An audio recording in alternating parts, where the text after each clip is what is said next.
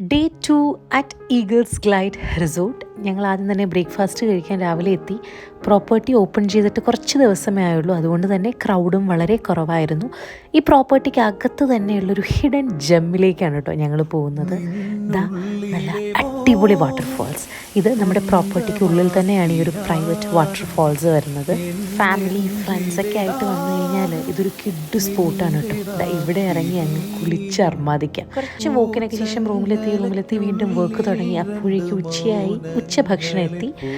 Work എന്നാലും നടന്നുകൊണ്ടിരിക്കുകയാണ് കേട്ടോ. സ്റ്റേക്കേഷന് വന്നതാണെങ്കിലും ഞാൻ നേരത്തെ പറഞ്ഞതുപോലെ ഇവിടെ എത്തിയപ്പോൾ തൊട്ട് വർക്ക് കുറച്ച് കൂടുതൽ വരാൻ തുടങ്ങി. അങ്ങനെ ഫുള്ളി നമ്മൾ വർക്കിലായി. ഉച്ചയ്ക്കത്തെ ഫുഡ് കഴിച്ചു.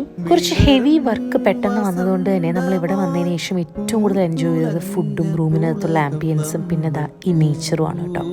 പീരിമേഡൊന്നും അധികം എക്സ്പ്ലോർ ചെയ്യാൻ പറ്റിയില്ല. കൂടുതലും നമ്മുടെ റൂമിനകത്ത് തന്നെയായിരുന്നു. പിന്നെ കാലാവസ്ഥ നല്ല അടിപൊളിയായിരുന്നു.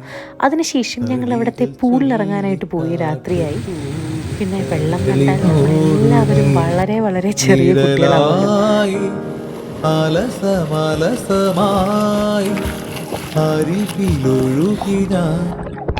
ഇളം പൂക്കാറ്റിനോടും കിളികളോടും കഥകൾ ചൊല്ലി. ഇതായിരുന്നു ഞങ്ങളുടെ അവിടുത്തെ ലാസ്റ്റ് ഡേ. അങ്ങനെ മനോഹരമായ സ്ഥലത്തോട് യാത്ര പറഞ്ഞ് ഞങ്ങൾ അവിടെ നിന്ന് ഇറങ്ങി. പൂവിൻ കരളിനോടു നീ